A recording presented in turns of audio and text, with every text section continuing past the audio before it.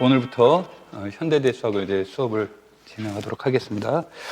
전체적인 내용으로 이제 간단하게 오리엔테이션을 하고 우리가 이제 수업을 진행을 할 건데, 여기서 그 수업의 자료는 박선 선생님의 현대대 수학 책, 여러분 다 갖고 계시는데 그 책인데, 이게 이제 8판을 중심으로 해서 지금 이 책에 나와 있고요. 9판을 가지고 계신 분들이 아마 약간 순서적 변화가 있어서 다를 수는 있는데, 근본적인 그 내용이라든지 이런 것의 변화는 없으니까 그거를 이제 참고하시면서 보시면 될 거고, 그 다음에 이제 수업은 여기 이제 연습 문제는 이제 연습 문제랑 이렇게 내용하고 이제 같이 들어가 있는데, 이 연습 문제는 내가 수업 시간에 풀어드릴 연습 문제가 이제 있을 것이고, 그 다음에 군이 다 끝났다. 그 군이 끝났으면 군에 관련된 기출 문제들을 이제 조금 더 다룰 겁니다.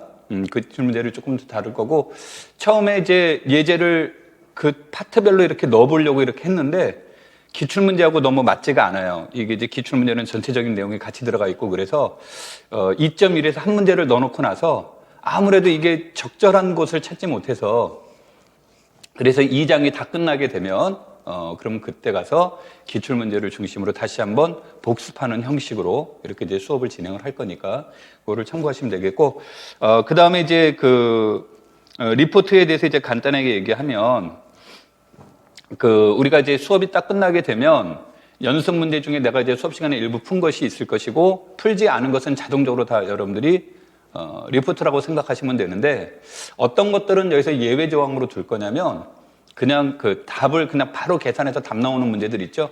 그런 문제들은 여기서 내가 따로 하지 않을 겁니다. 여러분한테도 이제 그것을 따로 요구하지 않을 거고요.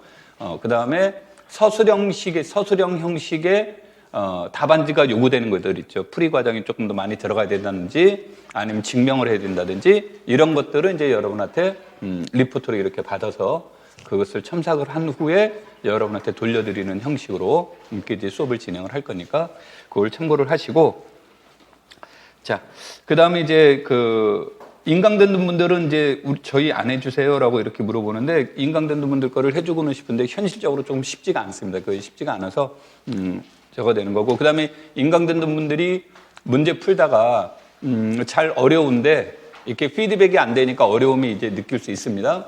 그러면 뭐 여러분들도 마찬가지고 수업 시간에 있었던 일 중에서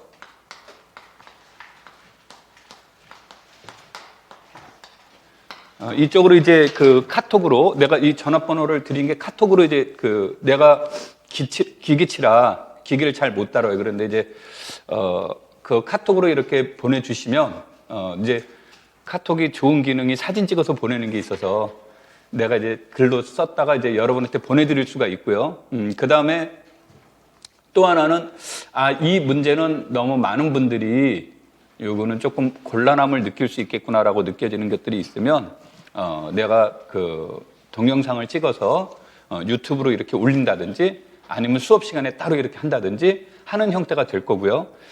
그 다음에 이제 내가 이렇게 휴대폰을 이렇게 조금 가까이 두고 지내질 않아요. 그래가지고 잊어버릴 때가 이제 늦게 볼 때가 있고, 또 어떨 때가 있냐면 봤는데 내가 다른 곳에 있어서 답변을 즉답이 안 되는 경우가 있을 때는 뭐 다른 공간 가서 해야지 하고 했다가 잊어버릴 때가 있어요. 그러니까 2, 3일이 지났는데 보통 카톡 안 보면 표시가 나오는데 보고 나면 표시가 없어지잖아요. 그럼 이제 내가 잊어버릴 수 있단 말이에요. 그런데 2, 3일이 지나도 이 인간이 답변을 어떻게 하겠다는 말이 없을 땐 내가 잊어버렸다고 생각하시고, 속으로 욕을 얼마든지 하셔도 좋고, 겉으로만 욕 안 하시면 돼요. 그리고 다시 한번 재차 답변해달라고 이렇게 하면 좀 귀찮기는 하지만, 답변해달라고 하면 내가 다시 꼭 답변해 드리니까, 여러분 그것에 대해서 내가 무시하지는 않으니까 그것을 여러분들이 하면서 참고해 주시면 될 겁니다.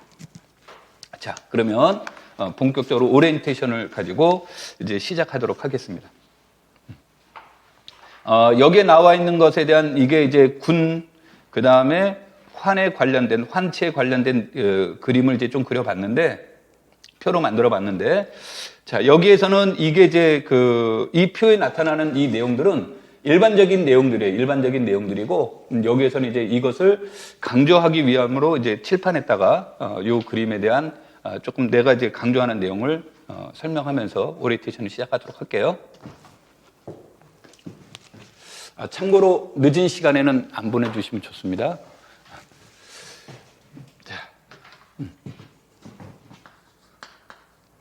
우리가 이제 군 환체 이렇게 이제 보시면 큰 그림에서 본다면 군은 군의 구조를 어떻게 이해하느냐의 문제예요.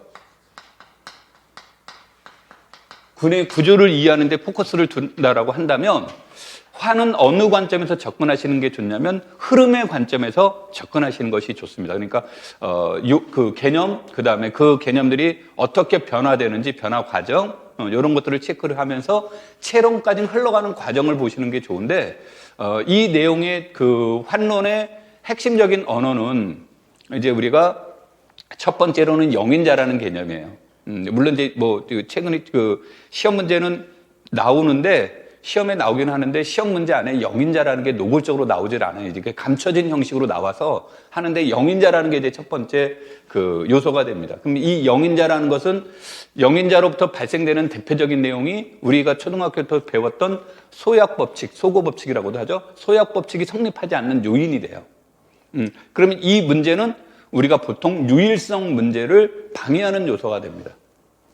그래서 이제 사람들이 영인자가 없었으면 좋겠다라는 생각이 드는 거죠. 그럼 자유롭게 소역 법칙 우리가 편안하게 쓸 수 있는 거니까 생각 안 하고.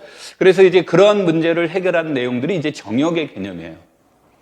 그런데 정역의 개념이 들어갔을 때 과연 해가 존재할까, 존재하지 않을까 이런 이제 해의 존재성의 문제가 나타납니다.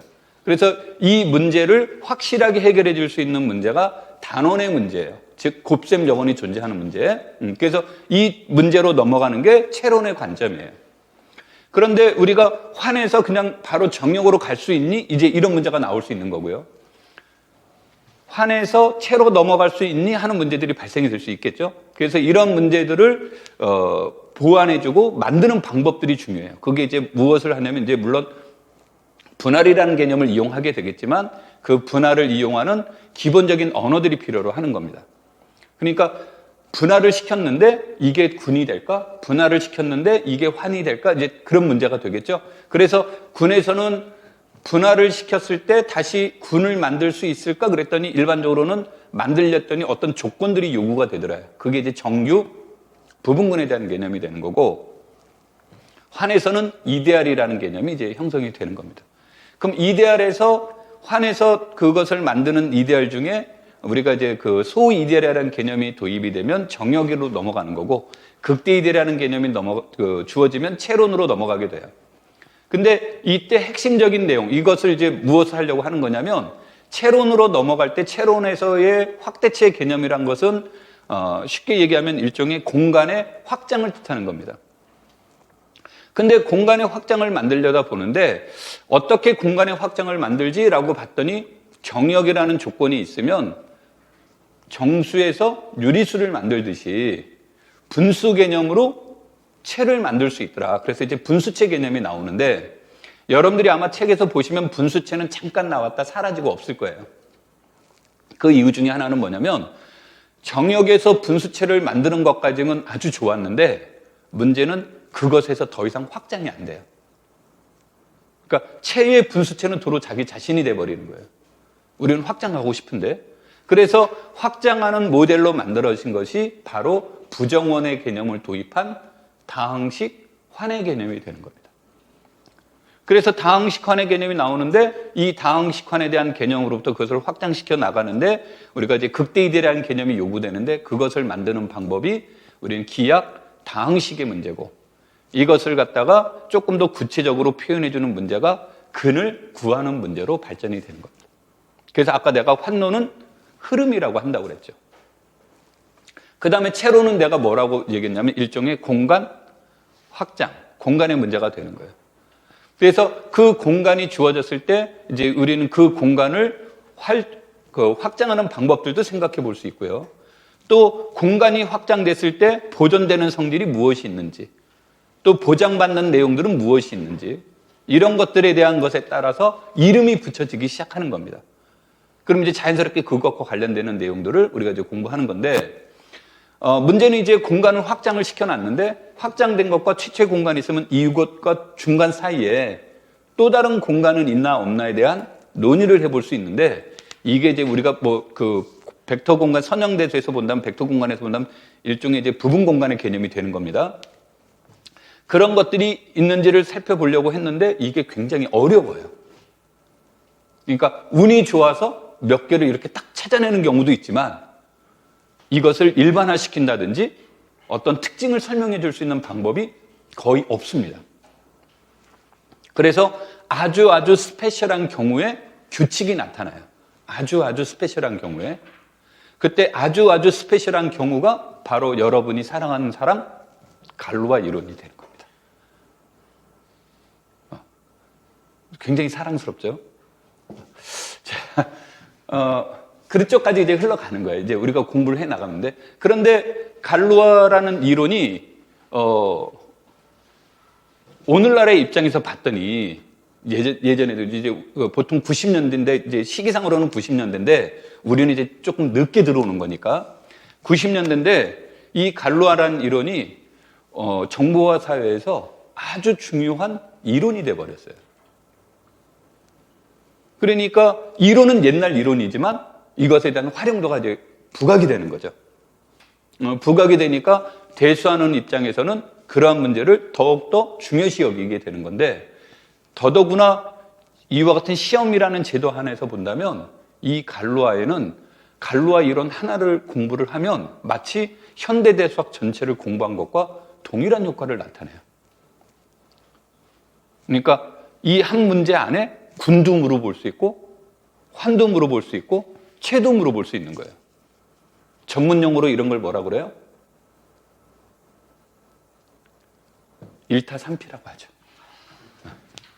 그러니까 우리가 이제 공부를 해 나가는데, 그래서 이제 우리가 좋아하는 것과 출제위원이 좋아하는 건 다른 거예요. 뭐 이제 나는 이 말 되게 싫어하는데, 우리 이제 그 말 중에 하나를 알면 열을 안다는 말 있잖아요, 그렇죠?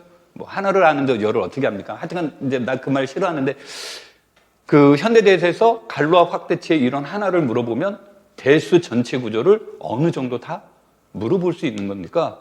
출제하는 사람 입장에서는 굉장히 좋아하는 모델이 됩니다. 그러니까 여러분들이 이제 공부하시면서 뭐가 되는 거냐면 그 과목에서 그 영역에서 나타나는 특징들이 뭔지를 이제 보는 겁니다. 자, 그럼 이제 우리가 이제 군에 대한 내용이니까 군으로 이제 다시 넘어와서 전반적인 내용을 했고요. 군에 대한 내용을 보면 군은 구조의 문제가 되는데 이 구조에 대한 내용으로 우리가 체크해야 될 건 세 가지가 됩니다. 그 세 가지가 되는데 첫 번째 내용이 생성원의 의미입니다. 생성원의 의미인데 우리가 이제 그 오해를 하는 것들이 무엇이 되냐면, 아마 여러분들이 작년에도 시험에 나오긴 했습니다만 생성원하고 물어보면 머릿속에 떠오르는 게 무슨 분이 떠올라요?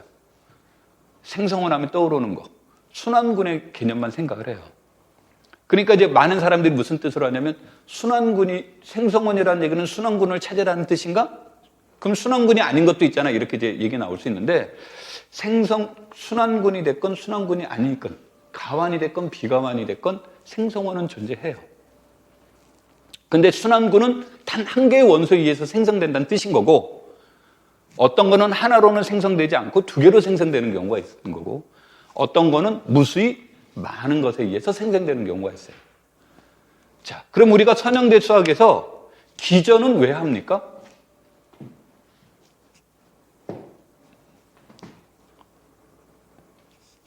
기저를 공부하는 이유는 뭘까요? 이런 거예요. 뭐 이상한 질문을 하고 있는데, 이건 이제 그냥 여러분들이 지금 속으로 이런 거 아닐까? 그 생각일 거예요. 그러니까 기저라고 하는 것은 일종의 대표의 개념이에요. 벡터, 우리가 3차원 유클리드 공간 R3에서 본다면 이 안에 벡터는 얼만큼 존재합니까? 비가산만큼 있어요. 그럼 이것을 우리가 어떻게 다 처리합니까? 그런데 딱 그 기저 속에 있는 세 개의 벡터만 알면 나머지 비가산적 사고를 다 할 수 있는 거예요. 그러니까 사람들이 길을 쓰고 뭐를 찾으려고 하는 겁니까? 이 세 개를 이해하려고 하는 거예요. 그래서 우리가 그 기저, 그 다음에 이 기저의 개념은 위상수학에서도 기저 개념 나오죠? 그 다음에 군론, 환론에서 기저라는 말은 없지만 생성의 의미가 있습니다. 그럼 이런 걸 왜 찾으려고 할까요? 그런 거예요. 이런 것을 찾으려고 하는 것은 편리성이에요. 그러니까 이걸 하나를 알면 구조를 안다, 이 개념이에요. 전체의 의미를 파악할 수 있다. 그러니까 사람들이 생성원을 찾으려고 하는 겁니다. 그런데 목적은 거기에 있는 거예요. 항상 목적이 중요한 건데 목적은 거기에 있는데 생성원을 찾는데 너무 어려워요. 그러면은 차라리 그 시간에 문제 푸는 게 더 나을 수도 있는 거죠. 그럴 땐 우리는 무엇을 찾으려고 노력 안 하는데 생성원 찾으려고 노력 안 하는 거죠. 아마 여러분들 덧셈 군에서 실수에서의 생성원 찾기 이런 거 아마 본 적이 없을 겁니다. 의미가 없으니까. 유리수 덧셈 군에서 생성원 찾는 거 의미가 없을 거예요. 그리고 뭐 이 책에서는 연습 문제로 유한계에 의해서 생성되지 않음을 보시오 이런 말은 나오는데 이 말은 의미 없으니까 안 봐도 돼 이 뜻인 거예요. 말뜻 이해되겠죠? 그러니까 여기에서 생성원 찾기란 첫 번째로 무한적인 의미는 우리한테 의미가 없다고 유한적 의미에서 이제 논리하려고 하는 거고 두 번째 생성원 찾는데 너무 어려움을 겪는다라고 한다면 왜냐하면 생성원은 절대 유일하지 않습니다. 극단적으로 군 속에 있는 모든 원소에 의해서 생성됩니다. 이렇게 해서 답을 쓸 수도 있는 거예요. 그러니까 유일성은 보장되어 있지 않기 때문에 순환군 같은 모델이 아니고서는 여러분한테 뭐 찾으라는 말은 안 나올 거냐면 생성원 찾으란 말이 안 나올 거예요. 그러니까 내 목적에 의해서 찾는 것이지 내가 문제를 효율적으로 풀기 위해서 찾는 것이지 그것 자체는 목적이 아니라는 겁니다. 자, 그래서 군의 구조를 이해하는 것은 이제 생성원을 찾는 거예요. 이거 생성원을 찾는 경우는 쉬운 문제도 있고 어려운 문제도 있지만 제일 권하는 건 뭐냐면 억지로 막 찾으려고 하시지 말고 우리 책들에서 나오는 이그젠플들이 있죠. 거기에 나와 있는 것 정도만 알아도 굉장히 많이 아는 겁니다. 그래서 그 의미로 여러분들이 이제 생각하시면 좋겠고 두 번째로는 생성원을 찾았다면 그 생성원에 무엇을 구하라? 위수를 생각해 보는 겁니다. 그 다음에 순환군이라면 하나에 의해서 생성원이 되니까 세 번째 말은 의미가 없는데 하나가 아니라 하나로는 생성을 못 하는데 두 개 이상에서 생성을 하더라라고 한다면 그런 경우에는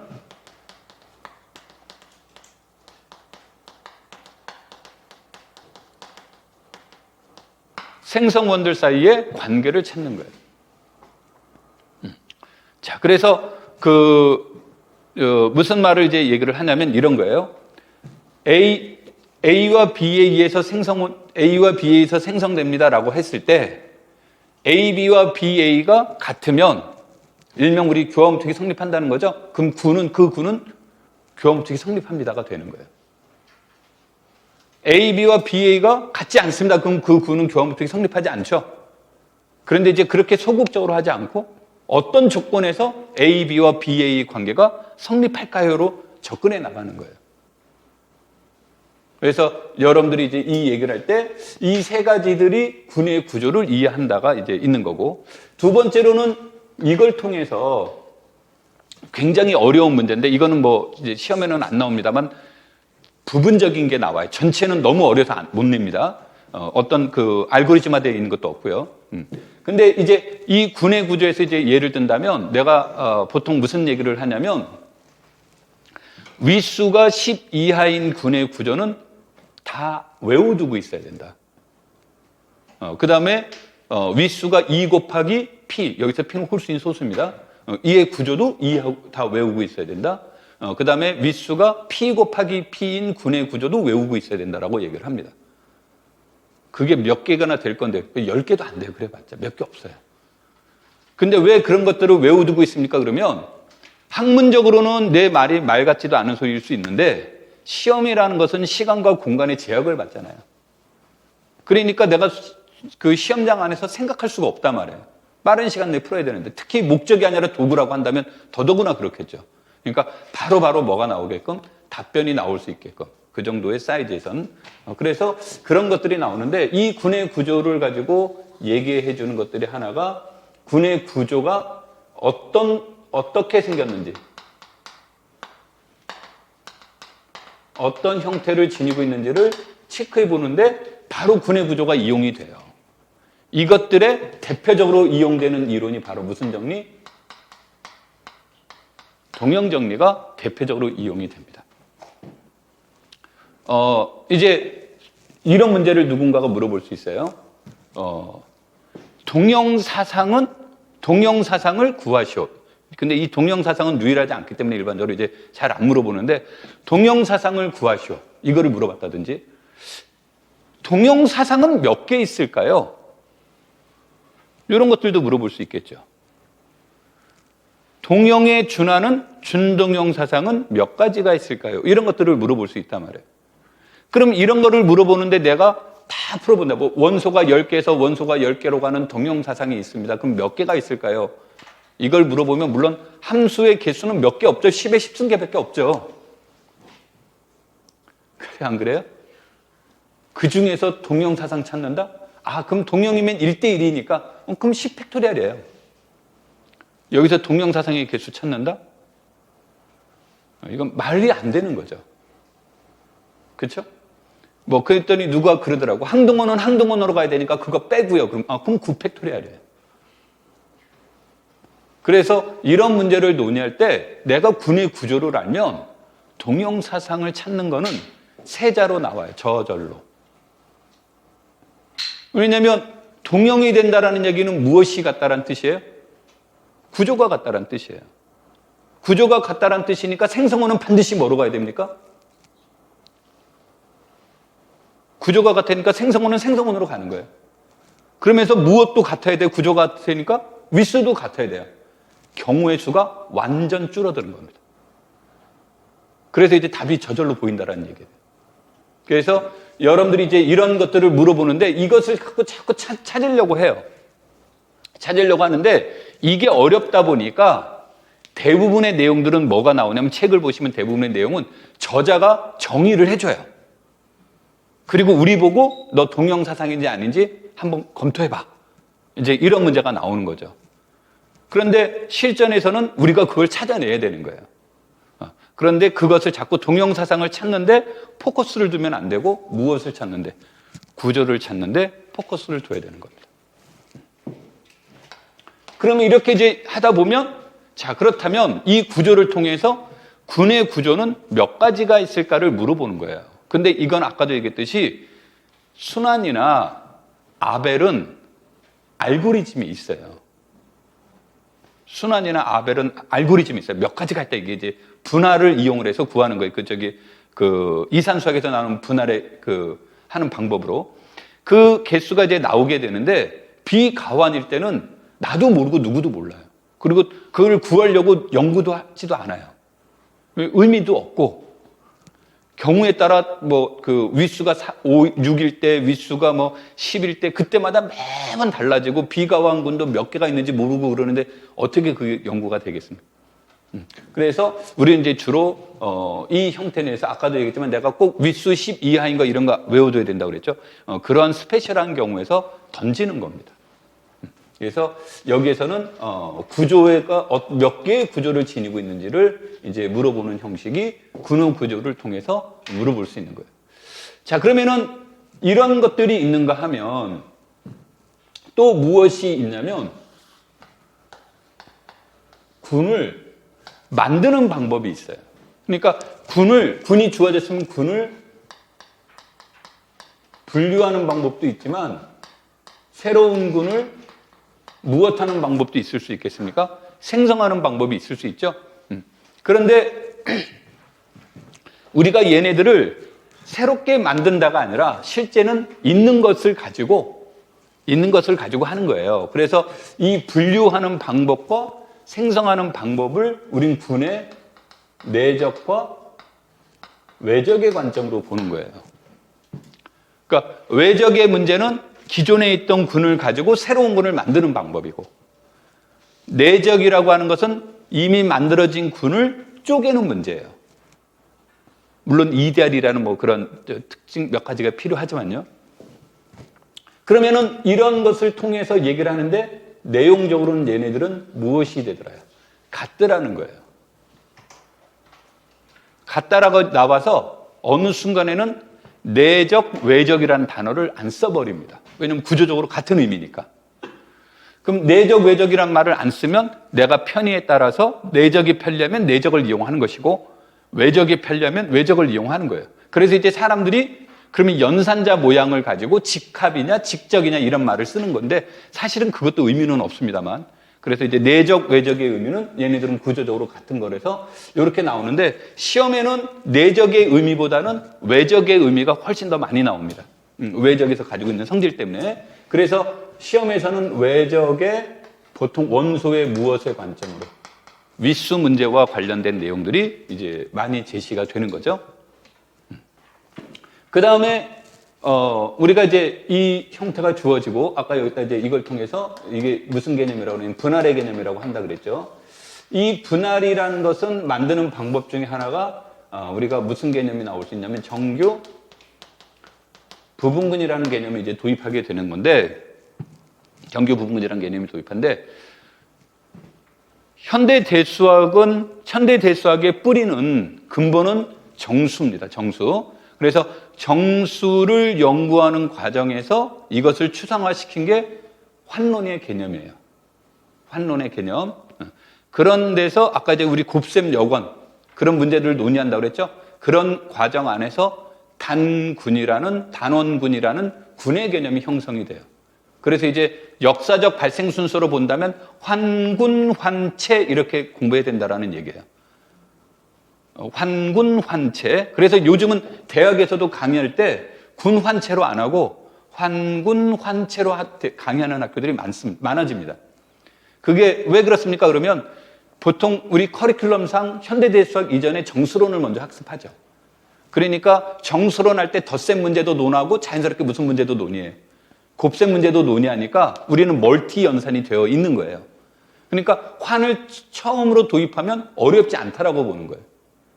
그리고 이제 그 중에서 곱셈 문제만을 분류해서 군의 개념으로 넘어가는 거죠. 그런데 이제 책에서는 이제 그 책에 쓰는 저자 입장에서는 군환체가 편리한 거죠. 수월성 입장에서 본다면. 그럼 군에서는 연산자가 하나인데 환으로 가면 연산자가 두 개니까 복잡해지죠. 그 다음에 환을 가까스로 극복했어요. 그래서 얼굴이 이제 환해졌는데 체가 나와서 체하기 시작하죠. 그러면은 체론으로 넘어가면 왜 우리가 어려워집니까? 군은 연산자가 하나였어요. 환은 연산자가 두 개였어요. 체도 연산자가 두 개입니까? 체는 껍데기상으로는 환에 스페셜한 거예요. 근데 체에는 벡터 개념이 들어가 있어요. 벡터 개념이 들어가 있다 보니까 생각해야 될 게 몇 개가 더 늘어난 겁니까? 하나가 더 늘어난 거죠. 그런데 이 얘가 아침에는 체였다가 오후에는 벡터였다가 이러면 참 좋은데 얘가 순간 이동을 해요. 막 한 줄 안에 글을 읽어봤는데 얘가 벡터인지 체인지 저자는 막 쓰고 있어요. 자기 마음대로. 자기는 아니까. 근데 독자는 이게 벡터란 뜻으로 쓰이는 건지 체라는 쓰이는 건지 헷갈리기 시작하는 겁니다. 그러니까 생각해야 될 게 갑자기 늘어나 버리는 거죠. 이제 그래서 그쪽 체가 이제 조금 어려워지긴 합니다. 자, 이게 이제 정규 부분근이라는 것이 주어져요. 정규 부분근이 주어지면 이것으로부터 우리가 잉여 환이라는 것이 이제 나오게 되는데 이때 잉여 환이 아니라 말을 잘못 썼습니다. 잉여 군이라는 말이 나오게 되는데 이때 잉여라는 말의 뜻이 뭘까요? 그냥 한자로 그대로 나오면 나머지인 거죠. 이게 어디에서 나온 거예요? 정수에서 나온 거죠. 정수를 M으로 나눴을 때 나머지라는 말을 그 원리를 여기서 그대로 따온 거예요. 그런데 뭐가 달라요? 다른 점이 딱 하나가 있어요. 정수는 덧셈이 됐건 곱셈이 됐건 교환 법칙이 성립하죠. 근데 얘네들은 일반적으로 무슨 법칙은 성립하지 않냐면 군은 교환 법칙이 성립한다는 보장이 없죠. 없으니까 그거로부터 발생될 수 있는 문제점들이 있단 말이에요. 그것을 대신해 주는 게 정규라는 개념을 가지고 얘기를 해주는 거예요.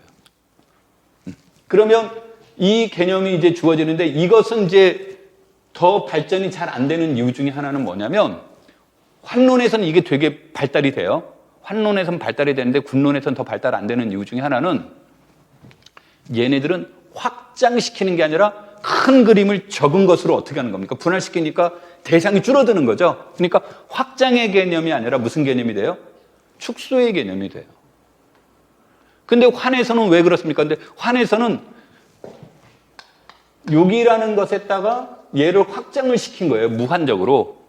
거기에다가 이데알로 이렇게 다시 확장이 돼서 얘와 같은 어떤 것을 만드는데 최종적으로는 무엇보다 큰 것으로 F보다 큰 것으로 만드는 과정이 있단 말이에요. 근데 군론에서는 그런 과정이 없어요. 그래서 상대적으로 군론에서는 무엇이 덜 강조된다? 잉여군은 덜 강조가 되는데 이것에 대한 원리를 알아보기 위해서 이제 시험에서 몇 번은 나오는데 일단 얘네들은 표현이 유일하지 않다. 이것이 이제 여기에 대한 내용이 됩니다. 그래서 군은 누가 뭐래든 간에 여하튼 무엇에 관련된 내용이 되냐면 구조의 개념을 이해하는 데 있다가 되는 겁니다.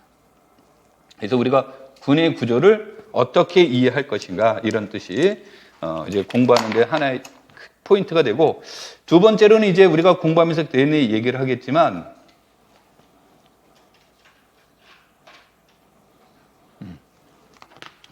비가환군의 이제 대표적인 것은 대칭군하고 일반 선형군이에요. 근데 그 케일리라는 사람의 말에 의하면 케일리의 이론이라는 게 있는데 이제 나는 수업 시간에 강조하지 않습니다. 이게 그 증명은 복잡한데 쓰임새는 별로 없기 때문에. 근데 이제 이 사람이 굉장히 중요한 얘기를 했는데 그 중요한 얘기가 뭐였냐면 모든 유한군은 동형적 관점에서 그러니까 집합적 관점이 아니라 동형적 관점에서 모든 유한군은 대칭군의 부분군이 된다가 나와요. 그러면 가환이 됐건 비가환이 됐건 그럼 우리 뭐만 알면 끝나는 거예요? 모든 유한군은 대칭군의 부분군이라고 했으니까 우린 대칭군만 알면 모든 유한군은 다 이해할 수 있다가 되는 굉장히 편리성이 있죠. 근데 이게 왜 발달이 안 돼 있습니까? 그러면 치명적인 약점은 대칭군은 너무 복잡해요. 너무 복잡하다 보니까 우리가 그거를 하느니 차라리 뭐예요? 그때 나오는 거를 이해하는 게 낫겠다 싶어서 이제 그런 형태로 이제 넘어가는 거고.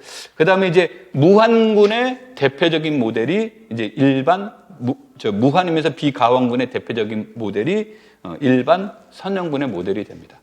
그래서 이와 같은 내용들을 중심으로 여러분들이 이해하시면 될 것 같습니다.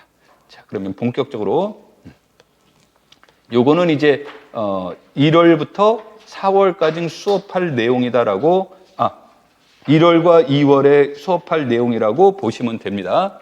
보시면 되는데 이건 그냥 내가 목차를 써놓은 거기 때문에 이 내용 안에서 벡터 공간의 다원화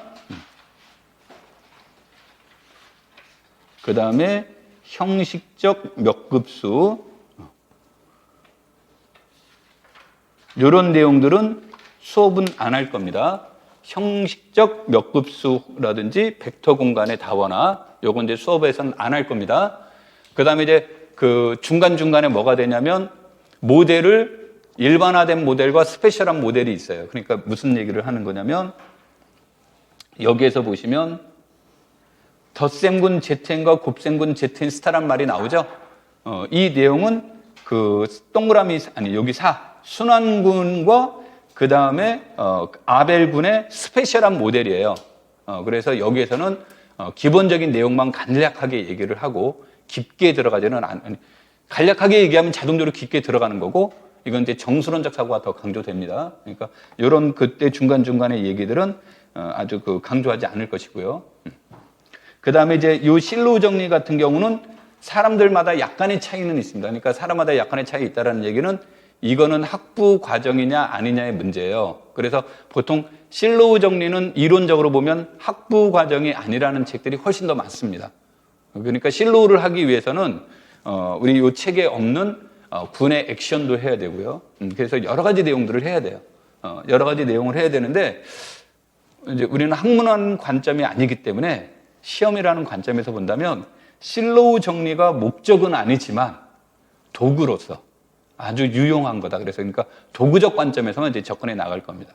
그러니까 이를테면 이제 요즘은 저거지만 예전에 보면 그 함수에 극한할 때 부정형 나오면 내가 고등학교 때 제일 충격받았는데 부정형이 나오는데 나도 한수학 한다고 그러고 이제 날리면서 수학 막 하고 그래서 진짜 문제 잘 풀었는데 친구하고 딱 있는데 얘가 내가 10분 넘게 계산해서 탁 풀었더니 얘가 30초도 안 돼서 탁 답이 나왔더라고. 너 이거 어떻게 답이 나왔어? 그랬더니 자기 공대 다니는 형이 있는데 로피탈의 법칙을 이용하면 된다 그래요. 로피탈이 누구야? 그랬더니 나도 몰라. 형이 이렇게 하면 된대. 화가 엄청나더라고. 그래서 이제 나도 집으로 갔지. 형, 내 친구 형은 이런 거 가르쳐 준다는데 형은 왜 안 가르쳐 줘? 그랬더니 그건 그 친구 형 얘기고 내가 왜 가르쳐 줘야 되냐고 물어보지도 않았는데 그런 적이 있었는데 실로 정리는 이제 그런 거예요. 이제 내가 말하고 싶은 거는 그러니까 이거 몰라도 풀 수 있는 문제가 나와야 정상인 거고, 근데 알면 많은 시간을 소비하지 않고도 빨리 얻을 수 있다. 그 정도. 그러니까 그 정도 선에서 이제 수업을 진행할 거다라고 이해하시면 됩니다. 그래서 내가 보통 체계 이론은 실로우 1, 2, 3 이렇게 나오는데 나는 수업할 때 1, 3, 2 이렇게 얘기를 해요. 이제 1, 3, 2로 설명하는 이유 중에 하나가 답안지 쓸 때 1, 2, 3로 해야 계산이 효율적이다. 1, 2, 3로 가는 게 아니라. 그래서 이제 그렇게 설명하는데, 나오는 내용들은 요 책에서의 타이틀은 이렇게 되어 있지만, 아까 이제 말한 대로, 이렇게 되고, 나머지 내용들은 이제 가능한 한 다 할 계획입니다. 자, 이쪽부터 넘어가서 보도록 하죠. 2.1, 군과 그 예하고 나와 있습니다. 내가 책에다가 메모를 해놔서 가끔 가다가 또 말이 셀 때가 있어요. 내가 집에서는 왜 이렇게 말을 안 해? 좀 말 좀 하고 살지 그러는데 친구들 만나도 말을 안 하거든. 너는 그래가지고 어떻게 강의하니? 그러길래 강의는 주제가 있어서 쉬워. 이제 그렇게 얘기를 해요. 그럼 너는 왜 친구들 만나는데 나와? 이제 술도 안 마시지. 먹는 것도 조금 먹지. 그런데 여기 말도 안 하고 있지. 근데 꼭 맨 마지막까지 남아서 놀거든. 그래서 무슨 재미로 이렇게 있냐고. 넌 도대체 좋아하는 게 뭐냐고. 그래서 아니 그냥 니네들 얼굴 보면 됐지 뭘 내가 꼭 말해야 돼. 나 말 안 해도 말하는 애들 많은데. 그지? 그러고 있는데 마이크만 잡으면 말이 많아져. 이상하게. 마이크 없으면 말을 안 하는데. 자, 웃자고 한 얘기인데 내가 이제 무슨 말을 하려고 했었던 거냐면 수업하다가 가끔 샛길로 빠지는 경우가 있어서 메모를 이렇게 하면 이제 좀 그런 경우가 없어져서 하니까 책 보면서 이렇게 같이 수업을 진행을 할게요. 자, 2.1. 여기에서는 이제 아주 중요한 겁니다. 이게 우리 가끔 빼먹고 넘어가는 경우가 있는데 G는 무슨 집합이 아니다? 공집합이 아니다인데 이게 서술형에서 본다면 요게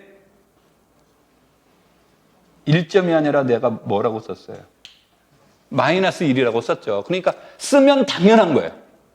쓰는 건 당연한데 안 쓰면 1점이 감점이 돼요.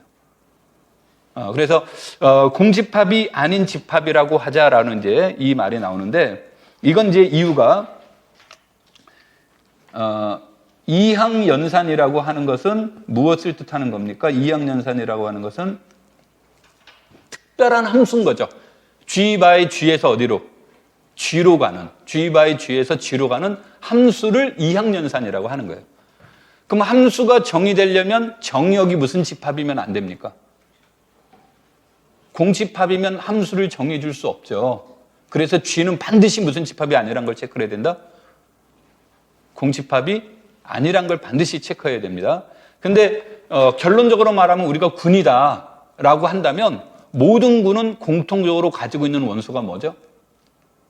항등원이라는 개념이죠. 그래서 보통 G가 공집합이 아님을 보이시오 그러면 이제 멋있게 설명하는 사람들도 있지만 제일 좋은 방법은 항등원이 어디에 들어가 있다? G에 들어가 있습니다. 이 개념으로 설명이 좀 좋습니다. 자, 그러면 이항연산이라고 얘기를 하면 이항연산은 우리가 두 가지를 체크를 해야 되는 거죠. 그렇죠? 즉 이항연산이라는 함수의 한 일종이라고 그랬죠. 함수의 한 일종이니까 두 가지를 얘기를 해야 됩니다.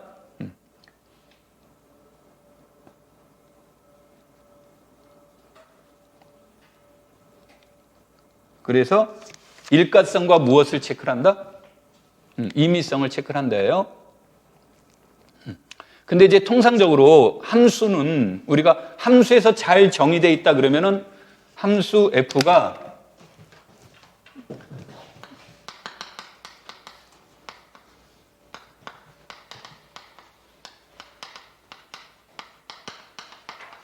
이거 나오려면 두 가지를 꼭 설명을 해야 된단 말이에요. 첫 번째로는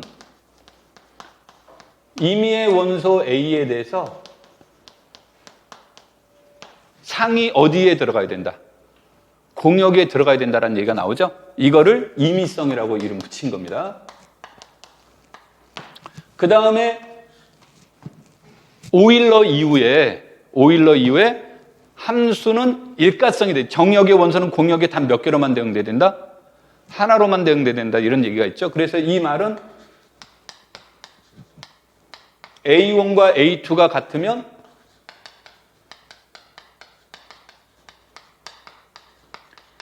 FA1은 무엇과 같다?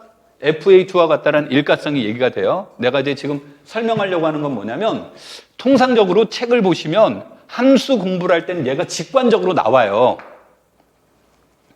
직관적으로 나오다 보니까 임의성은 체크를 안 해요. 그럼 이제 대부분의 함수에서는 그래서 뭐만 체크한다? 일가성을 중심으로 체크를 해요. 오케이? 근데 이제 이 말을 이제 우리가 2학년산의 관점에서 이제 보면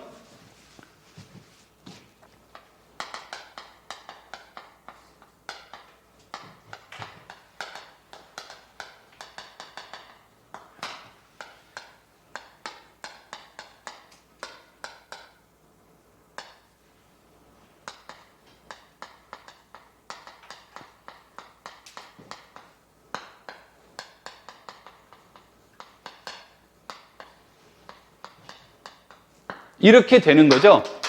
그러면 이때 사람들이 이것을 일명 우리는 여기서 말하고 본다면 임의성이라고 안 하고 결국은 G 속에 A도 G에 있고 뭐도 G에 있는 거예요. B도 G에 있다 보니까 이 둘의 연산이 어디에 다시 들어가더라? G에 들어가 있다. 그래서 우리가 일명 닫혀 있다라는 말로 더 설명을 많이 하는 거죠. 임의성이라는 말보다는. 그래서 보통 이거를 체크하는 데 초점을 둬요. 그 다음에 얘도 원칙은 이런 거죠. A1, B1과 A2, B2가 같으면 A1도 B1과 A2도 B2가 어떻게 된다? 같아야 된다를 체크를 하는 게 맞는 거예요. 원칙적으로는 이 두 가지를 체크하는 거예요. 원칙으로 이 두 가지를 체크하는데 우리가 개념상 두 번째는 그게 설명이 이게 맞아. 그러니까 사람들이 보통 동그라미 2는 설명을 잘 안 해요. 그러니까 함수에서는 동그라미 2를 중심으로 설명을 하는데 이게 직관적으로 보여서 오케이? 그런데 대수에서는 얘는 일반적이지 않는 거예요. 얘가 얘 안에 들어가는지는 체킹의 대상이 돼요. 그래서 관점이 다른 게 아니라 그래서 2학년산하고 함수가 다른 게 아니라 똑같은 거예요. 똑같은 내용인데 이제 함수에서는 일가성 중심으로 설명이 된다는 거고 2학년산에서는 두 가지 중에 첫 번째를 설명하는데 만에 하나 시험에서 여러분한테 2학년산이 잘 정의되어 있음을 보이시오 그러면 반드시 몇 가지를 다 밝혀야 된다. 두 가지를 밝혀야 되는 것이 돼요. 그렇지 않으면 그냥 통상적으로 몇 번째로 닫혀 있다라는 말로 하고 넘어가게 되는 겁니다. 되겠죠? 반드시 2학년산은 G by G에서 어디로 가는 거다? G로 가는 것을 뜻하는 것이 되는 겁니다. 자, 그 다음에 이제 이때 이것을 이제 이 말은 곱이란 말은 별로 이제 쓰고 싶지 않습니다. A도 B라고 하는데 이제 이게 뭐가 되냐면 우리가 대수를 처음부터 배웠으면 그렇게 아마 이 단어를 안 썼을 텐데 우리 초중고를 지나면서 우리도 모르게 덧셈과 곱셈이라는 연산에 대해서 공부를 했죠. 그래서 모양을 가지고 덧셈 모양이다. 모양을 가지고 곱셈 모양이라는 말로 하는 거지. 이건 연산자의 모양은 별로 중요하지 않는 겁니다. 자, 그러면 이제 여기에서 얘가 잘 정의되어 있다면 다음 세 가지인데 여기에서는 첫 번째로 결합법칙이 성립한다. A도 이런 형태가 되는 결합관계가 성립이 되는데 여기까지 만족되면 우리는 이것을 무엇이라고 하자? 반군이다라고 명명을 하는 겁니다. 오케이? 그럼 보통 시험 볼 때 반구는까지는 보통 주어져요. 왜 그러냐면 결합법칙하고 닫혀있다, 그 다음에 그 일가성 이런 것들을 설명하는 게 어렵다기보다는 귀찮아요. 공간도 많이 요구가 되고, 그래서 이제 보통 여기까지는 얘기가 되는 거고, 이때 여기에서 이제 두 번째, 뒤에 가서 나오겠지만, E가 존재하는 거예요. E가 존재하는데 모든 원소 A에 대해서 요게 성립이 되는 겁니다. 그러니까 뭐가 먼저 A가 먼저 나와요? E가 먼저 나와요? 이거 순서 관계 중요한 겁니다. A에 대응하는 E가 아니에요. A에 대응하는 E가 아니에요. 조금 이따 다시 이제 보충 얘기를 할게요. 세 번째로는 여기에서 보면 A가 먼저 나와요. 그러면 A에 대응하는 무엇이 존재하는 거예요? X가 존재하는 거죠. 오케이? 그럼 이제 이것을 여건이라고 얘기를 하는 거죠. 그래서 이 세 가지 조건을 만족하면 군입니다라고 얘기를 하는데, 자, 연습 문제 나오기는 합니다만, 연습 문제에서 나올 거 이제 미리 조금 여기서 얘기를 해보면,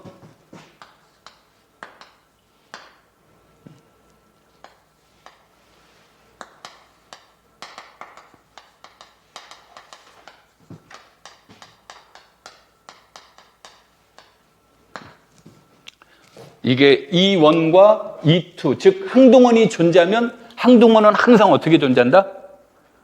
유일하게 존재한답니다.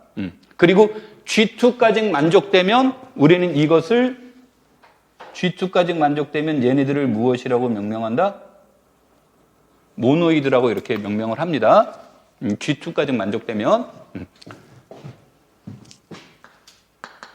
자, 항동원이 존재하면 유일합니다. 그럼 이 말은 이런 거죠. E1도 E2를 계산을 할 때 E2를 항동원이라고 하면 A도 항동원은 뭐가 되는 거예요? A가 되니까 이렇게 나오는 거죠. 그 다음에 E1을 항동원이라고 하면 얘는 뭐가 되는 거예요? 같은 이유로 E2가 되는 거죠. 그래서 항동원이 존재하면 몇 개만 있다?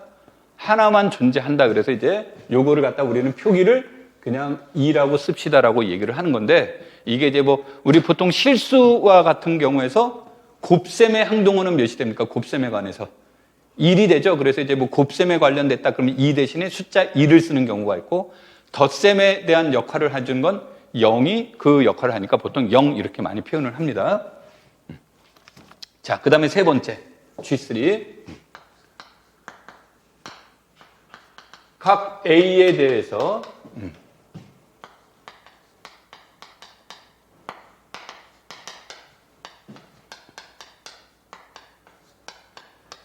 이렇게 나오는데, 요 얘기하기 이전에 요 그림만 보면 G3에서는 무슨 개념이 먼저 나와야 돼요? 2라는 개념이 나와야 이 문장이 성립이 되죠. 그래서 여러분들이 여건 얘기를 하고 싶다면 그 이전에 무엇에 관련된 얘기를 먼저 해야 된다. 항동원에 관련된 얘기. 이건 순서가 중요해요. 여건 얘기를 하려면 이전에 무슨 얘기를 하라? 항동원 얘기를 하라. 이게 순서적인 의미예요. 자, 그러면 여러분들이 이제 나중에 교과교육론을 하다가 교과교육론 중에 이제 대표적으로 형식 부력의 원리라는 말이 있고, 대수적 형식 부력의 원리라는 말이 들어봤습니까? 그거는 안 들어봤어요? 들어본 자와 안 들어본 자. 그 다음에 기하적 형식 부력의 원리라는 말도 있죠. 아마 그 교재 연구라는 책에서 아마 봤을 가능성이 높은데, 이 말이 이제 무슨 뜻이냐면, 기하적인 것부터 얘기를 하면 우리가 해석기하학의 창시자라고 하는 사람을 누구라고 얘기하죠? 성이 좀 특이하죠? 성은 대고 이름은 카르트라고, 데카르트가 이제 그렇게 얘기 안 하나? 자, 우리 때 이제 이런 얘기가 좀 유행을 했어. 학교 다닐 때 이제 조크라고. 딱 친구 만나면 이제 나를 만났다. 그럼 친구가, 야, 반갑다. 야, 너 니네 아버지 이씨라며. 그럼, 어떻게 알았어? 그러거든. 너 그러면 이거 종교 얘기 아니야? 그냥 조크야. 예수님 성이 뭔지 알아? 그러면 예수님 성? 그냥 예시지. 그러면 자식이 틀렸잖아. 그래서 왜? 예수님 아버지가 누구야? 그러면 하나님. 그럼 그래 하시지. 그렇게 하예수라고. 자, 조크였으니까 이제 종교 얘기로 가지 맙시다. 자, 여기에서 이제 다시 와서 얘기를 할게요. 아까 이제 데카르트 얘기를 하다가 이제 여기까지 왔는데, 데카르트의 해석 기하학이라는 개념이 들어가기 전에 데카르트의 이론, 우리가 해석 기하학의 창시자라고 하는 것은 좌표기를 도입한 거죠. 그런데 과거의 이론은 이렇게 양수적 개념에서만 모든 내용이 이루어졌단 말이에요. 그런데 이 좌표계가 도입되면서 이게 바로 어디까지도 이제 발전이 되는 거예요. 음수적인 내용까지 발전이 되는 거죠. 그러니까 이 직선의 원리는 그대로 두고 영역이 어떻게 됐습니까? 확장이 된 거죠. 형식 부력이라는 그것을 얘기를 하면 이건 뭐냐면 영역이 확장됐는데도 형식은 변하지 않는다라는 얘기예요. 이게 피코크의 사고예요. 그러니까 예전에 양수적 개념에서만 논의했던 것을 양수일 때만 논의했던 것을 영일 때도 논의해보고 음수일 때도 논의해보기 시작한 게 피코크의 주장이고 그러면서 영역이 허물어진 거란 말이에요. 그러니까 제한이 없어지는 거죠. 이제 그래서 그런 것들이 우리가 보통 형식부력의 원리 그러면 자연수에서 성립했던 이론이 정수에서도 성립할까? 그럼 이제 영역이 확장이 된 거죠. 정수에서 성립했던 게 유리수에서 성립할까? 뭐 이런 내용들이 일종의 형식부력의 원리라고 얘기하는 겁니다. 그래서 이런 것을 이제 우리가 일명 기하적 형식부력의 원리라고 얘기하는 거고, 그 다음에 이제 대수적 형식부력의 원리는 시험 문제 조금 오래된 버전이긴 합니다만, 많이 오래된 버전이긴 하지만 어떤 문제가 나왔냐면 중학교에서 지수법칙을 설명하는 방법을 형식부력의 원리에서 이제 설명하라는 내용들이 나와요. 그러면 그때는 이제 뭐가 되냐면 우리가 보통 A의 n승을 설명할 때 처음에 어떻게 설명을 합니까?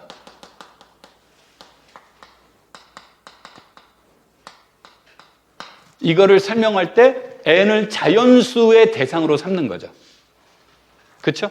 그러면서 이제 이 문제는 그러면 분배 법칙을 적용을 하면 분배 법칙이 아니라 결합 법칙을 적용을 하면 n과 m이 자연수면 이게 성립이 되죠. 즉 a의 3승 곱하기 a의 제곱하면 a의 3승 묶음과 a의 제곱 묶음인데 결합 법칙이 성립하면 묶음에 관계없다는 얘기죠. 그래서 a의 5승 뭐 이런 것들이 나오는 것은 결합 법칙의 문제예요. 그런데 이 문구 안에서 이제 여기까지는 이제 자연스럽게 이런 형태로 설명이 되겠죠. 그런데 A의 N승 곱하기 A의 0승 할 때 이거는 어떻게 설명할래? 이런 문제예요. A를 0번 곱했다? 말이 안 되는 거죠. 그러니까 이제 이런 문제를 얘기를 할 때 형식부력의 원리를 도입을 해서 이 문제는 자연수에서 지수 법칙이 자연수에서 성립했던 게 어디까지? 0까지 확장을 시켜 나가는 거죠. 이렇게. 그러면 얘는 A의 n승이죠. 그런데 우리가 알고 있는 것으로는 A의 n승 곱하기 1은 뭐가 돼요? A의 n승이죠. 그래서 우리는 A의 0승을 무엇이라고 정의하는 방법으로 1이라고 정의하는 방법인데 일단 요거는 뒷얘기고 요게 형식 부력의 원리로 넘어가는 거고. 그 다음에 요 개념이 이루어진 다음에 이제 A의 n승 곱하기 아까 m을 양수라고 놓았다면 이렇게 이제 표현을 해주면 이것에 대한 내용들은 형식부력의 원리를 그대로 얘네도 성립할 거면 a의 마이너스 m승의 문제가 되는데 이것의 문제를 가지고 이제 보통 세 가지로 나누죠.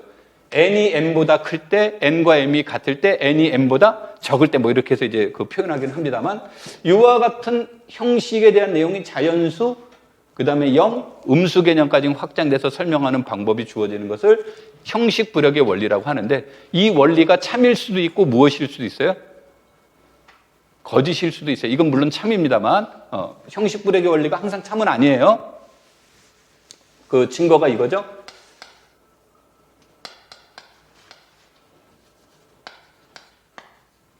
마이너스 8에 3승했어요. 그러면 얘는 당연히 몇입니까?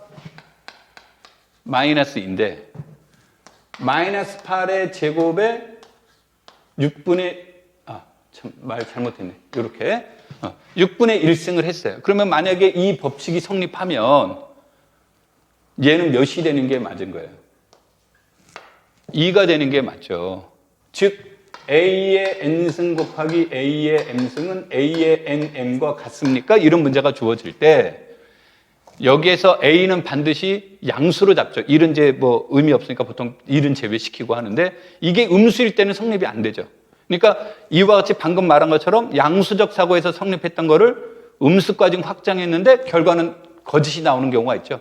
그래서 형식 불역의 원리는 그래서 항상 무엇인 것은 아니다. 참인 것은 아니다. 그러니까 원리가 들어가니까 참이라고 생각하는 경향인데 그렇지는 않다. 그래서 형식 불역의 원리를 일종의 발견술의 원리다라고 얘기하는 경우가 나오는 겁니다. 자, 우리 이제 다시 원래 자리로 넘어갈게요. 내가 무슨 말 하다가 여기까지 왔죠? 아까 여권 얘기를 하려면 근본적으로 무슨 얘기가 먼저 나와야 된다? 항동원 얘기가 나와야 된다. 그래서 여러분들이 대수적 형식 불역의 원리를 논의할 때 아까 우리가 0이 먼저 도입됐고 그 다음에 뭐가 도입됐어요? 음수가 도입됐죠? 닫혀있다. A의 n승 곱하기 A의 m승이 닫혀있다 개념. 두 번째로는 0이 도입됐고 항동원에 대한 개념. 세 번째로는 마이너스 m이 들어간 것은 여권의 개념. 이와 같은 순서적 관계가 있다. 그래서 이런 거 얘기할 때 반드시 여러분은 뭐를 지켜야 된다? 순서를 꼭 지켜야 되는 겁니다. 되겠죠? 자, 그러면 이제 이것이 되어지는데 이때 우리는 이것을 무엇이라고 명명하자요? A의 여권이라고 하자라고 얘기를 하는 거죠. 근데 A의 여권이라고 하는데 A의 여권이라고 하고 얘네들은 어떻게 존재한다? 마찬가지로 유일하게 존재한다가 되는 거죠. 그래서 예를 들어서 X와 Y를 A의 여권이라고 하면 그러면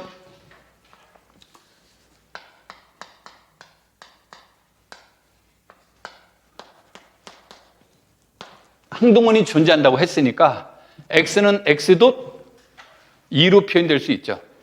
그런데 여기에서 Y가 A의 무엇이라고 그랬습니까? 여권이라고 한다고 그랬으니까 이렇게 표현이 될 수 있는 거죠. 그러면 그 다음에 무슨 법칙에 의해서? 결합법칙에 의해서 X.A로 이렇게 전환이 되겠죠? 그런데 X도 무엇이라고 그랬습니까? A의 여권이라고 한다고 그랬죠. 그러니까 E.Y가 되고 E가 항동원이니까 얘는 뭐가 돼요? Y가 돼서 X와 Y는 뭐다? 같더라 그런 얘기죠. 그래서 여권은 어떻게 존재한다? 유일하게 존재한다. 유일하게 존재하는데 여권을 영어로 인버스라는 말이 나오니까 그 표현으로부터 이제 앞으로는 이 표현 쓰지 말고 우린 이 표현은 하나만 있으니까 뭐라고 표현하자? A의 인버스라는 말로 표현을 합시다라는 얘기가 되는 겁니다. 되겠죠? 그러니까 유일성이 보장됐기 때문에 이제 저런 표현을 쓰더라도 상관이 없더라 그런 얘기예요.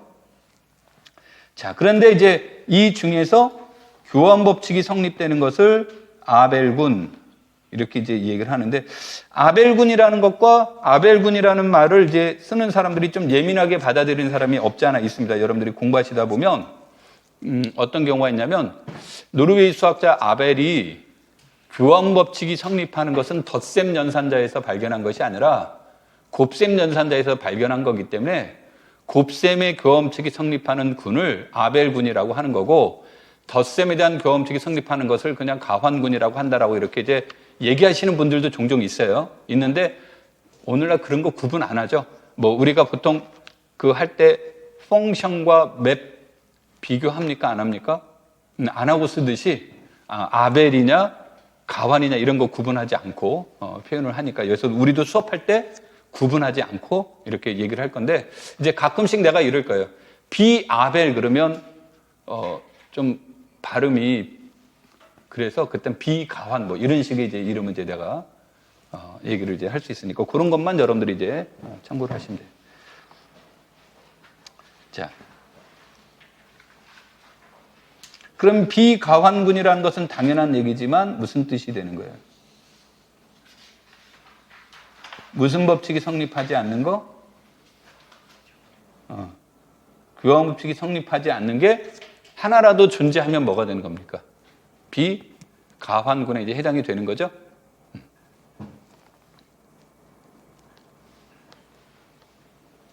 자, 두 번째,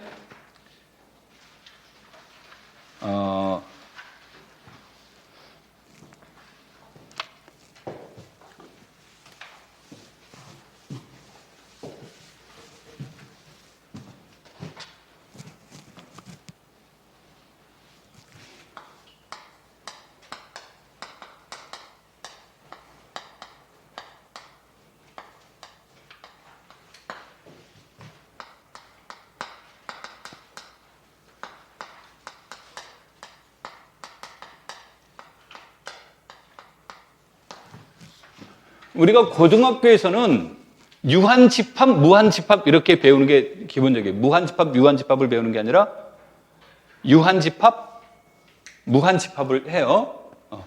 그런데 그 집합론에서는 여러분들이 다닐 때 내가 말한 것과 반대로 돼 있을 가능성이 높지만 집합론에서는 무한집합에 대한 개념이 나오고 유한집합에 대한 개념이 나와요. 아까도 했지만 공부한 책에서 반대로 설명돼 있을지 모르지만 개념적으로 그렇습니다. 그러니까 유한이 아니면 무한이다 이렇게 정의를 하는 게 아니라 무한이 아니면 유한이다라고 얘기를 합니다. 그럼 이게 왜 그렇습니까? 그러면 무수히 많다의 그 의미가 불분명하죠. 그래서 이제 무한집합을 먼저 정의를 해주는 거죠. 그럼 무한집합에 대한 정의는 뭡니까?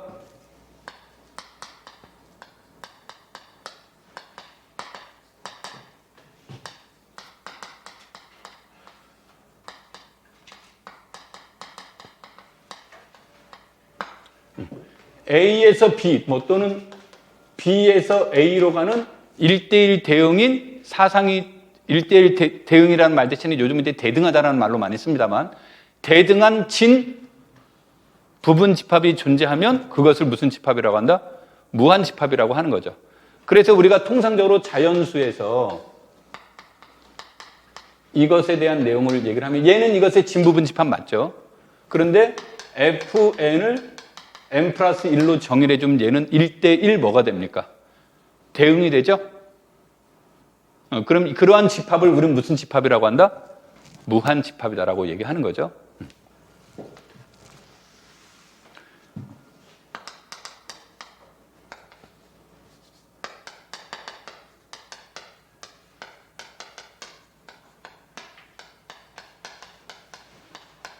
그러면은 앞에서 말한 무한 집합에 대한 내용이 되는데 이것에 대한 내용은 이제 내가 해석한 것만 칠판에 쓰고 나머지는 말로 하고 유한 집합은 아까 말한 것처럼 무한이 아닌 집합을 유한 집합이라고 얘기합니다.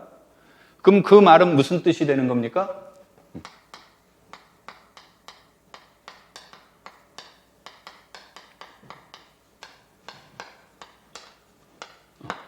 농도가 같은 부분 집합이 있다면 아까 무한 집합은 농도가 같은 진부분 집합이 있다는 뜻인데 무한이 아니란 얘기니까 농도가 같은 진부분 집합이 없다는 뜻인 거죠. 그럼 농도가 같은 부분 집합이 있다면 그런 것은 무엇밖에 없다? 자기 자신밖에 없습니다. 이런 뜻이죠. 오케이? 그래서 이제 물론 뭐 공집합은 내가 지금 여기서 생각 안 하고 지금부터 설명을 할게요. 공집합이 아닌 경우를 본다면 우리가 보통 집합에서 유한집합 그러면 유한집합은 많은 사람들이 이런 식으로 표현을 많이 해요. 원소가 몇 개 있다? 유한개 있다. 이 말로 이제 표시를 많이 합니다. 그런데 얘가 필요할 때도 있는데 대수적 구조를 가지고 대수에서 유한이라는 말을 강조할 때 쓰는 대표적인 표현은 요거예요. 원정의. 농도가 같은 부분 집합은 뭐밖에 없다? 자기 자신밖에 없다. 그럼 이제 우리가 A와 B가 같다라는 것을 증명하고자 할 때 B가 A의 부분 집합이면 A가 B의 부분 집합입니다를 설명해도 되는데 A가 B의 부분 집합이라는 것을 설명하는 게 어려운 거예요. 그때 무엇을 활용하는 거다? 농도를 활용한다. 이게 유한 집합이 가지고 있는 상징적 의미예요. 되겠죠? 그래서 그 가끔씩 책에서 원소가 유한계인 것을 유한군, 원소가 무수히 많으면 무한군 이렇게 설명하는 책들이 있는데 이 책도 그렇게 놨나? 여기선 그렇게 표현 안 해놨지. 이렇게 이제 되어 있는데 그 경우는 이제 그냥 아주 그냥 조금 되게 편안하게 쓰고 또 독자도 그 말이 쉽죠. 이 말이 좀 더 어렵죠. 이 말이 더 어렵고 원소가 유한계인 군을 유한군, 원소가 무수히 많으면 무한군 이 말이 더 쉽죠. 그럼에도 불구하고 여러분들은 대수적인 문제를 이론적으로 접근하려면 꼭 이 표현으로 가야 됩니다. 되겠죠? 자, 그 다음에 이때 이제 여기에서는 군의 농도를 이 말은 이거를 원소의 개수라고 안 하고 농도라고 하는 의미는 무엇 때문에 그래요? 유한집합이면 원소의 개수라고 해도 무방하죠. 근데 무한적 사고가 들어가면 개수라는 말이 부정적이고 또 집합에는 순서 관계, 수에는 순서수와 순서수와 그걸 서수라고 표현하지. 기수의 개념이 있죠. 그렇죠? 기수의 개념이 카디널 넘버의 의미고 서수의 개념이 오디널 넘버의 이제 그 개념인데 이게 이제 그 유한일 때는 기수냐 서수냐라는 것은 의미가 없어요. 유한에서는 똑같으니까. 근데 무한으로 넘어가서 자연수에서 보시면 자연수에서는 홀수를 처음부터 끝까지 나열을 해요. 그리고 그 다음부터 짝수를 나열합시다 그러면 짝수의 시작점 2가 있죠. 이것의 바로 직전수는 뭡니까? 알 수가 없죠. 그렇죠? 우리는 자연수에서 1을 제외한 모든 수는 직전자가 존재한다는데 서수 개념으로 넘어가 버리면 2의 직전수가 뭔지를 알 수가 없는 거예요. 그래서 이제 상황에 따라서 이게 유한일 때는 상관이 없는데 무한일 때는 서수냐 기수냐를 가지고 하는데 우리는 통상적으로 사고 체계는 서수 개념이 아니라 무슨 수 개념? 기수 개념으로 얘기를 합니다. 그래서 유한 때문에 그런 것이 아니라 이제 무한적 사고 때문에 그래서 원소의 개수란 별로 안 하고 농도라는 말을 쓰는데 군에서의 농도를 우리는 다른 말로 무엇이라고 하죠? 위수라는 말로 표현을 합시다 그런 얘기예요. 자, 이거는 이제 진짜 의미는 없습니다만 연산자가 곱셈일 때 우리는 그것을 곱셈군이라고 하고 이때 곱셈군은 통상적으로 1로 표시를 하고 항동원을 덧셈군에서는 되는데 이때 이게 이제 중요한 단어예요. 요거 꼭 기억해 두세요. 여러분들이 이제 책들을 보면 무슨 말이 나오냐면 이런 것들이 나와요. 여기에서는 지금 안 나오지만 환하고 정의할 때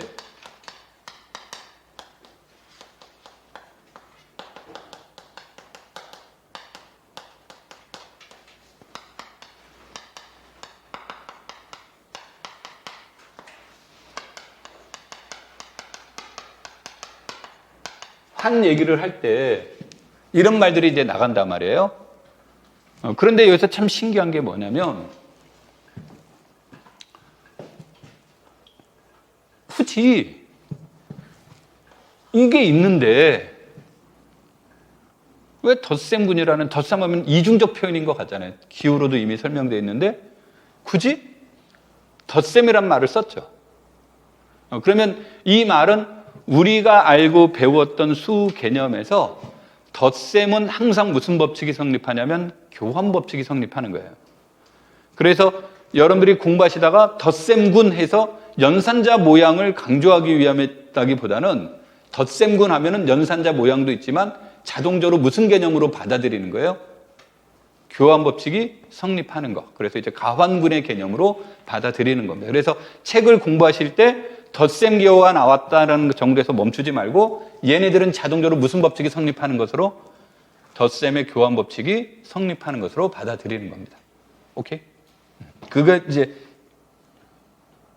그래서 여기에서 이제 요런 거죠, 요런 거. 요런 것들이 요 안에 이제 들어가 있는 겁니다. 그리고 이때 덧셈의 항등원을 우리는 이제 일반적으로 무엇이라고 불러요? 영원이라고 하고 A의 덧셈 여건을 무엇이라고 표현합니까? 마이너스 A라고 표현을 해주는 거죠.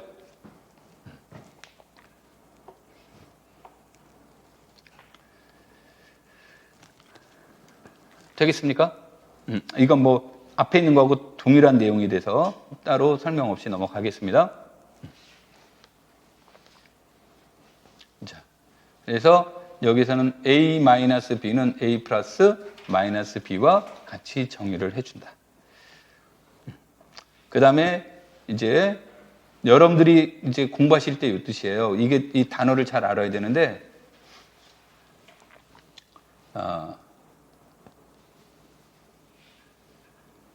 예를 들어서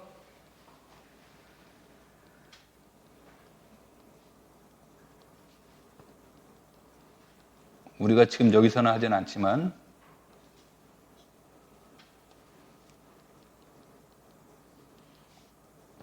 이런 말들이 이제 나와요. 이제 공부를 하시다 보면 실제 시험 문제에서도 나오고요. 그러면 Z 하면 우리 머릿속에는 집합으로 본다면 정수 전체에 뭐가 되는 거예요? 정수 전체 모임이죠. 그런데 덧셈의 정수의 덧셈군, 정수환, 이 이름을 붙인 거는 뭐를 말하냐면 우리가 상식적으로 알고 있는 덧셈, 상식적으로 알고 있는 덧셈과 곱셈의 문제입니다. 이런 뜻이에요. 그래서 공부하시다가 유리수체 Q 이런 말이 나오면 우리가 알고 있는 사칙 연산에서 얘기하는 거구나, 이런 뜻으로 여러분들이 받아들이시면 되는 겁니다. 이건 그 말들을 강조하기 위함에 있는 거예요. 뭐 복소수체 뭐가 됐든. 그럼 이런 말을 쓰면 저자는 좋죠. 왜냐하면 더 이상 이항연산에 대한 뭐는 설명 안 해도 돼요. 부가적인 설명 안 하고도 넘어갈 수 있으니까. 자, 그 다음에 특별한 말 없으면 A1, AN, B1, BN의 합은 각각의 성분의 무엇으로? 합으로 이렇게 이제 표현하는 것이고, 이때 항등원은 0,0이 될 거고, 여건은 각각의 원소의 여건을 해주면 되는 것이 되겠죠. 자, 그 다음에 이제 여기에서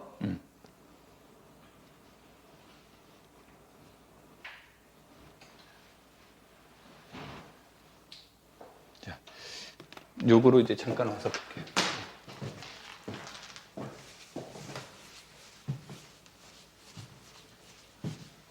이제 공부를 하시다가 보면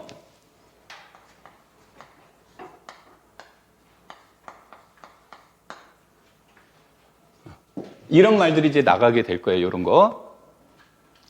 그러면은 항상 이거는 정의를 내려줘야 돼요.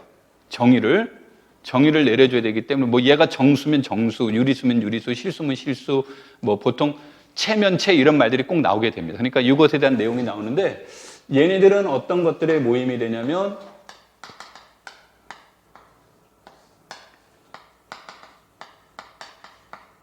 N차 무엇의 문제다? 정사각 행렬들의 모임이 됩니다.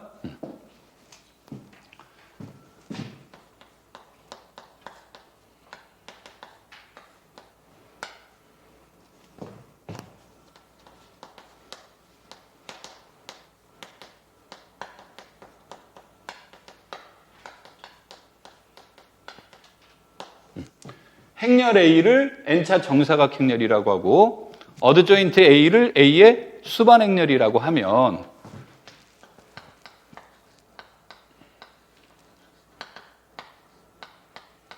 얘는 어떤 행렬이 됩니까? 얘는 무슨 행렬?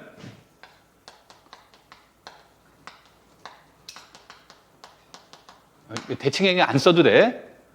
그냥 대칭 행렬이 되는데, 어떤 모양으로 이루어진?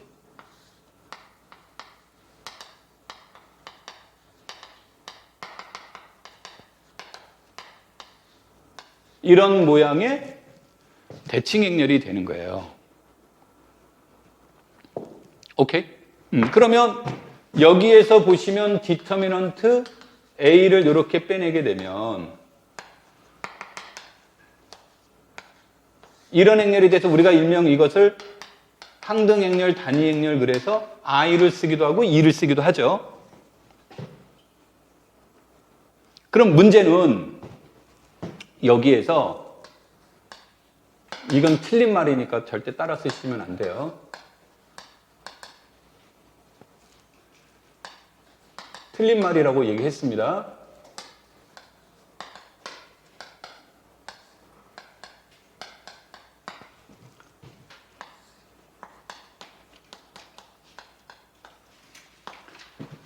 자, 만약에 이 내용이 참이면 얘가 행렬 A의 역행렬이 되는 게 맞죠. 그쵸? 근데 이제 내가 왜 이 말이 틀립니까? 라고 여기서 이게 일반적으로 틀린 말이니까 쓰면 안 됩니다. 라고 얘기를 한 건데, 이 말은 결국은 얘는 어디 소속이에요? 디터미넌트 A는 어디의 원소예요?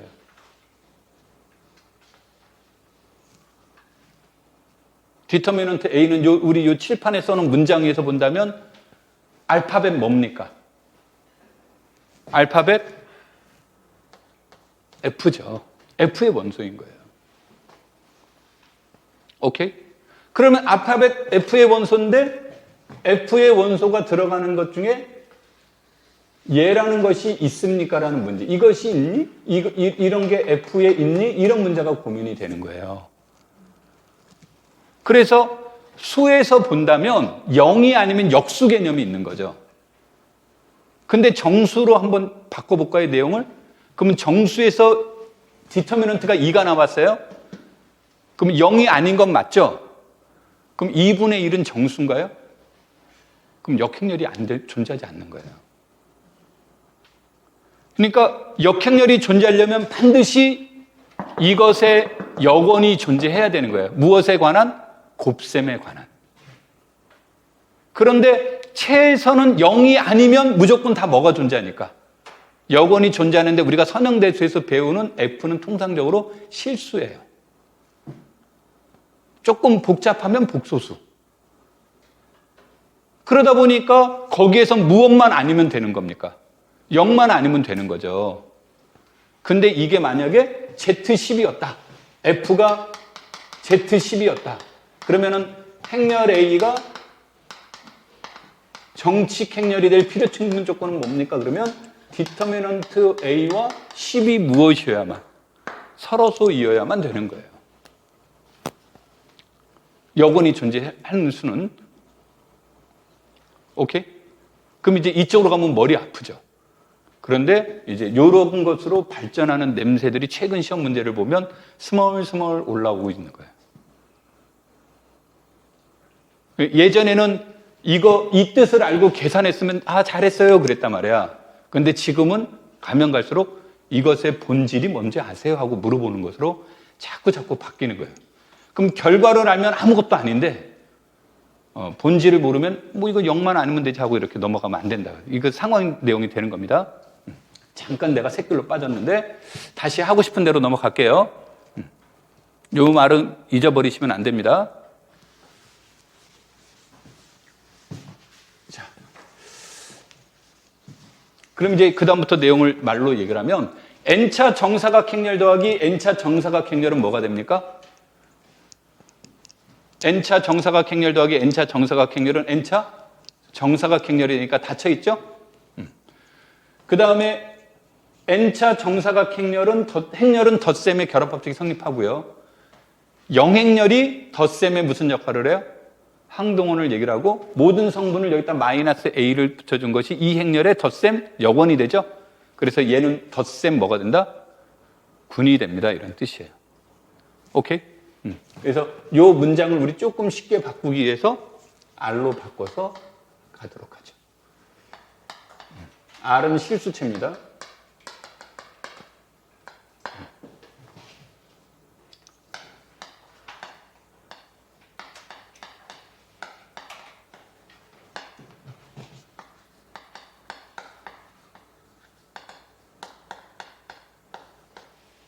실수체 중에서 정칙 행렬들의 모임이에요. 그럼 정칙 행렬이 되려면 아까 디터미넌트가 무엇이 아니면 된다고 그랬습니까?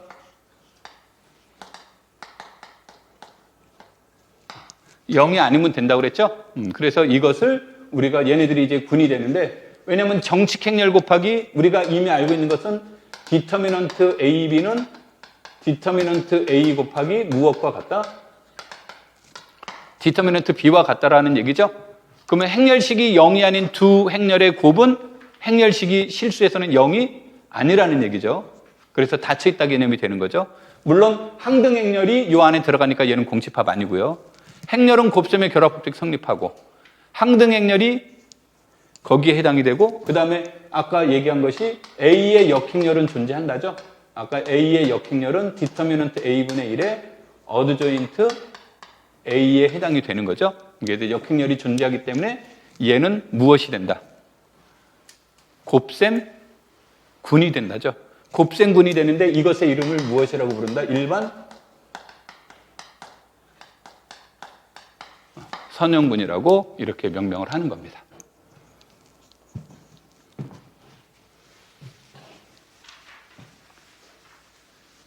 되겠죠?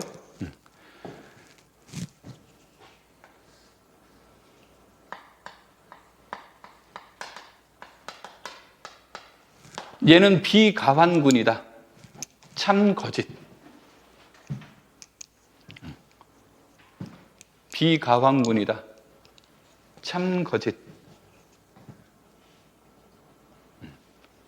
자, 여기 칠판에다가 컨닝 페이퍼 주고, 비가환군이다. 참 거짓. 거짓이야.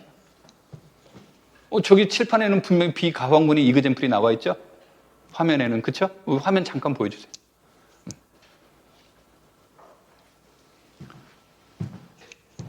예로 봤더니 교험칙 성립 안 하잖아요. 그쵸? 근데 방금 내가 비가환군이다는 방금 참이라고 하지 않고 뭐라고 했습니까? 거짓이라고 얘기를 했죠. 이건 조심하시라고. 무엇이다냐면 이런 조건이 있을 때만. n이 몇 이상일 때? 2 이상일 때. 그러니까 이거는 얘는 내용적으로 무엇과 같으냐면 얘와 같아요. 내용적으로. 구조적으로. 1차 정사각행렬은 실수가 돼요. 그래서 행렬할 때 모든 행렬은 그러시면 안 되고 몇 차 이상인 2차 이상인 정사각행렬에서만 이렇게 얘기가 되는 겁니다. 되겠죠? 자.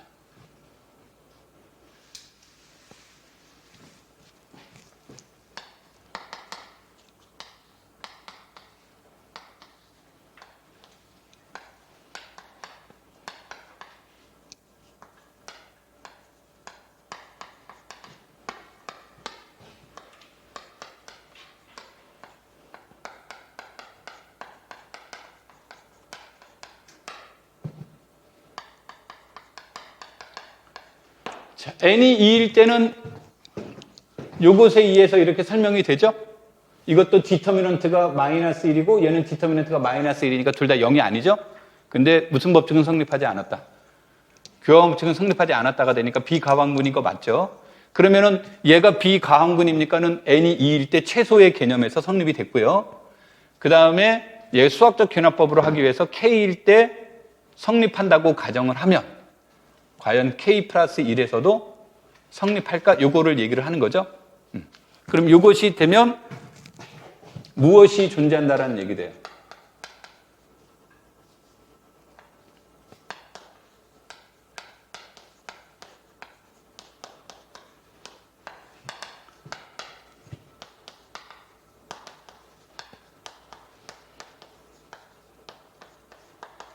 비가환군이라고 가정을 했으면 무슨 법칙이 성립하지 않는, 교환 법칙이 성립하지 않는 행렬이 존재하겠죠?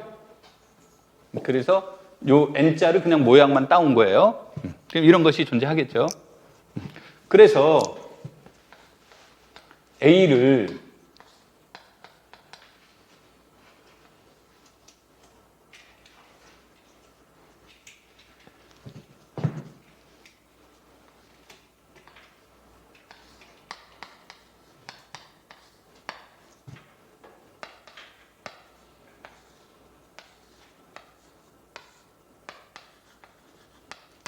이거라고 놓은 건데, 다시 말해서 얘는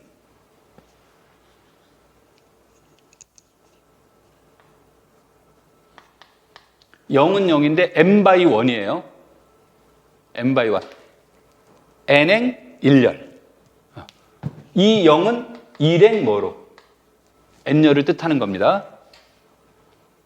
얘는 1행 1열.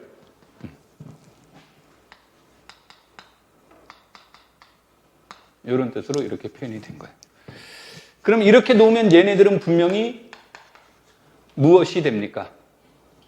얘네들은 얘가 n행 n열. 그러니까 요것으로 본다면 얘네들은 n 플러스 1 정사각 행렬에 해당이 되는 거죠. 그렇죠? 이런 식으로 만든 거예요. 뭐 예를 든다면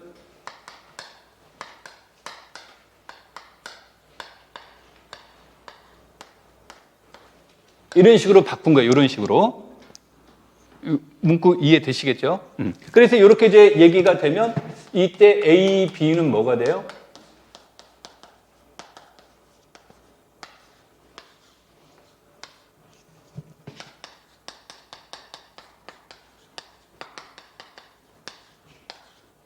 이렇게 나온단 말이에요. 마치 2x2 행렬을 곱한 것처럼 나와요. 이 모양이. 이렇게 주어지면 우리가 이미 앞에서 얘와 얘가 뭐라고 그랬습니까? 다르다고 가정을 했으니까 이 둘도 뭐가 되는 거예요? 다른 거죠? 오케이? 이하 생략. 그래서 수학적 귀납법의 원리를 적용하면 n이 2 이상인 모든 자연수에서 GLn은 뭐다? 비가환군이구나. 요거를 알 수 있다가 되겠죠? 오케이? 자, 조금만 쉬었다가 다음 내용으로 넘어가겠습니다.